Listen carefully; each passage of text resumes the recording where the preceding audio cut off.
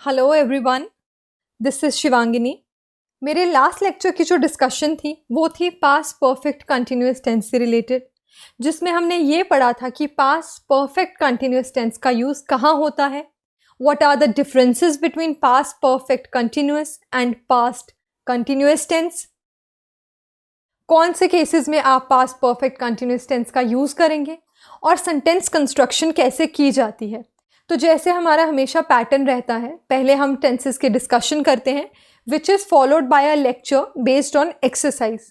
तो आज का जो लेक्चर है वो एक्सरसाइज बेस्ड है, मीन्स हम एक्सरसाइजेस अटेम्प्ट करेंगे which are related to past perfect continuous tense.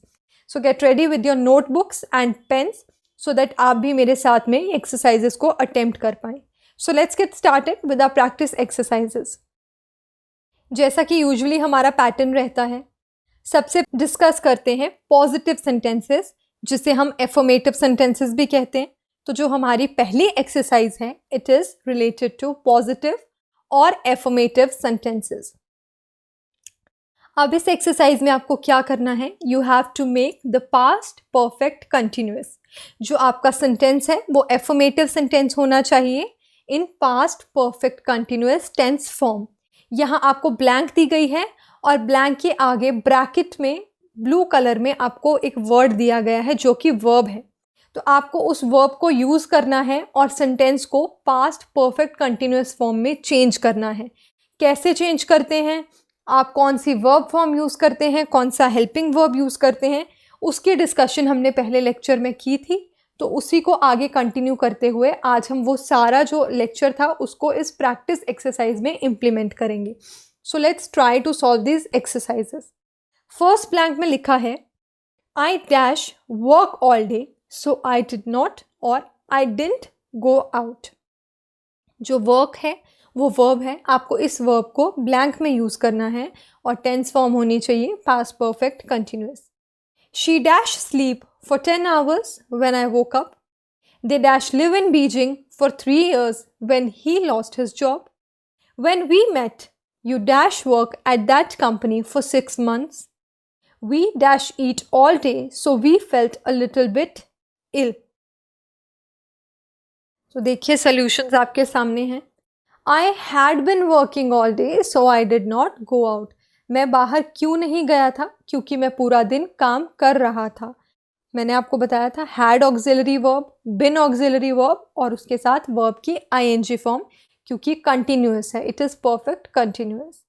She had been sleeping for 10 hours when I walk up. जब मैं नींद से उठा था तो वो ऑलरेडी 10 घंटे के लिए सो रही थी। They had been living in Beijing for 3 years when he lost his job. जब उसकी जॉब चली गई उस समय क्या था, वो ऑलरेडी बीजिंग में 3 साल से रह रहे थे। आपको बताया था कि पास्ट परफेक्ट कंटिन्यूअस टेंस का यूज़ वहाँ होता है जहाँ आप पास्ट के किसी पॉइंट ऑफ टाइम पे शुरू हुई एक्टिविटी को रेफ़र करते हैं और वो एक्टिविटी एक दूसरे पॉइंट तक कंटिन्यू हो रही थी।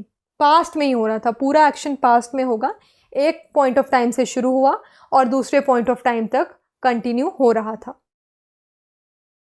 When we met, You had been working at the company for 6 months. जब हम मिले थे तो तुम कंपनी में ऑलरेडी 6 महीने से काम कर रहे थे। We had been eating all day, so we felt a bit ill. हम थोड़ा बीमार फील कर रहे थे क्योंकि हम पूरा दिन खाना खा रहे थे।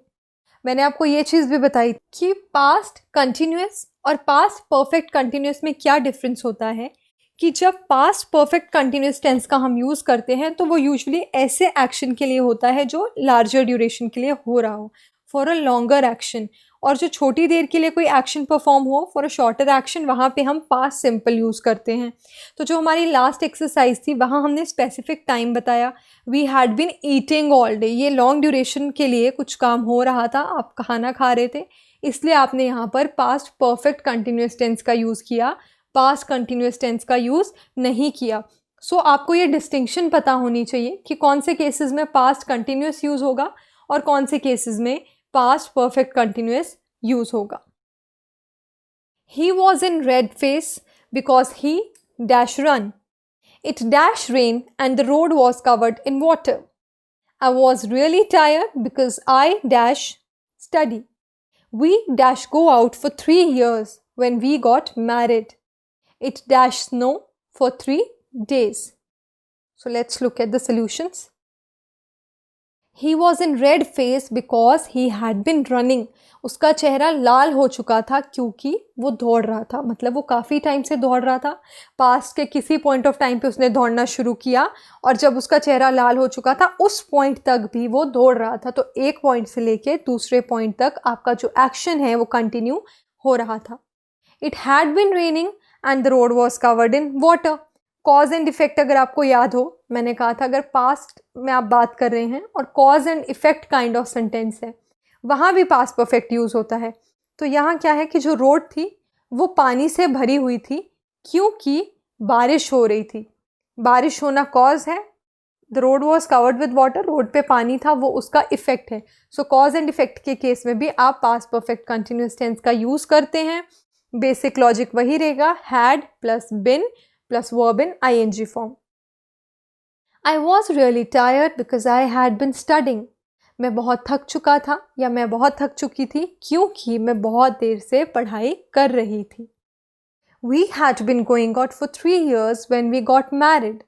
जब हमारी शादी हुई उस टाइम तक हम ऑलरेडी 3 साल से साथ थे. It had been snowing for 3 days. 3 दिन से बर्फबारी हो रही थी. ये थे हमारे एफर्मेटिव सेंटेंसेस, जिसे हमने कहा पॉजिटिव सेंटेंसेस, जहाँ पर आपने had been plus verb in ing form use किया अपने सेंटेंसेस को पास्ट परफेक्ट कंटिन्यूस टेंस में चेंज करने के लिए.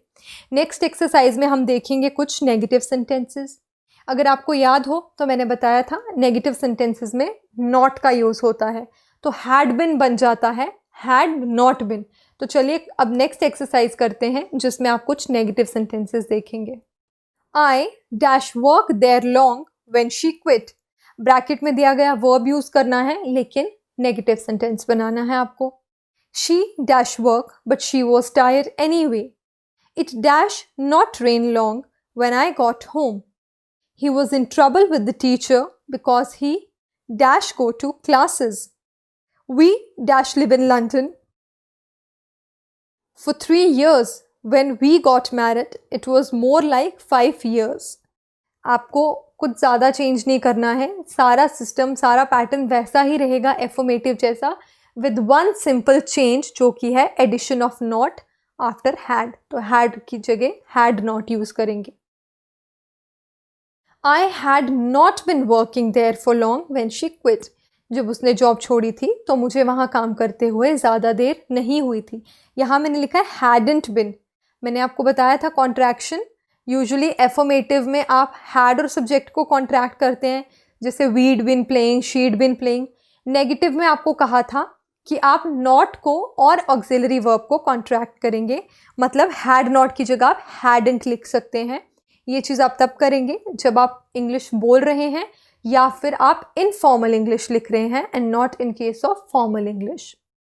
I hadn't been working there long when she quit. She hadn't been working but she was tired anyway. वो थक गई थी जबकि वो ज़्यादा देर से काम भी नहीं कर रही थी. It hadn't been raining long when I got home. जब मैं घर गया तो बारिश को होते हुए ज़्यादा समय नहीं हुआ था. He was in trouble with the teacher because he hadn't been going to the class. उसको टीचर के साथ परेशानी हो रही थी क्योंकि वो क्लासेस में नहीं जा रहा था. We hadn't been living in London for 3 years when we got married.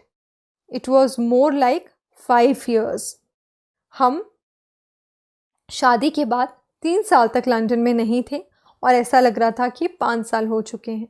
We hadn't been living in London. हम लंदन में नहीं रह रहे थे for 3 years, 3 सालों के लिए, जब हमारी शादी हुई.